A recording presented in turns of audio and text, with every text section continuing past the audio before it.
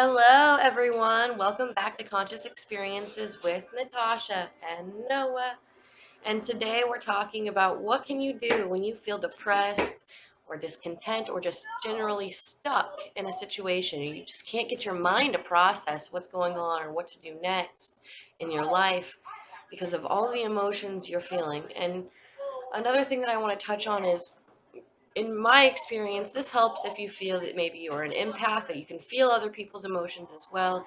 You refocus that attention onto something more destructive or constructive, I guess, is what I'm trying to say here. So for me, when I'm feeling stuck or a situation or circumstance comes up and then you just don't know how to process it really, and you feel all these emotions but you don't really know what to do with them. What I like to do is a creative outlet, and that can be writing in a journal, that can be painting pictures or drawing or taking photos. I like to do all those things, but more recently I've been painting more often.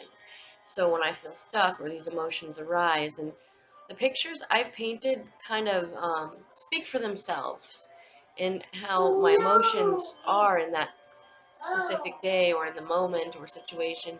And you know what? It doesn't have to look good. Abstract art is my favorite way to go with painting because you just let your hand do the moving. You don't even think about it. And so you're focusing on a physical activity rather than internal thoughts or feelings. And sometimes your feelings can come right out onto that canvas, paper, or with your pencil, you're writing or drawing, it just comes out and it speaks clearly in what you produce with whatever creative outlet you're using. So I'm just going to show you a couple of my paintings that I've done recently as a creative outlet. See, it's never, nothing has to be perfect, right? It's just in this moment, in this day, I was feeling really just like stuck. You can see that through all the rocks, that the water can't flow freely. It's just there's things, roadblocks in its way. So that's how I was feeling when I painted this, and you can tell. Oh, and it might be still wet. I use acrylic paint most of the time. With this one, I was feeling inspired, but I just didn't know what direction. I had the decision of whether I should go to college or do volunteering or what, and I just didn't know really what to do. So I had help with this one as well. It was more of a planned out painting, and I was feeling inspired to do something creative. And then I made this one just last night. Last night I was feeling emotionally just distraught. I don't really know what emotion I was feeling. I think helpless, where you're looking at the sky and you can never get there. You feel like there's you're way down here, and you want to soar the stars. You want to just fly out of your circumstance or your situation, and that's kind of how I felt. And I had been wanting to try doing a starry night, and this is what come out of it. Um, this one was done with acrylic paint. I feel like I do better with acrylic paint. Then these two were done with oil paint.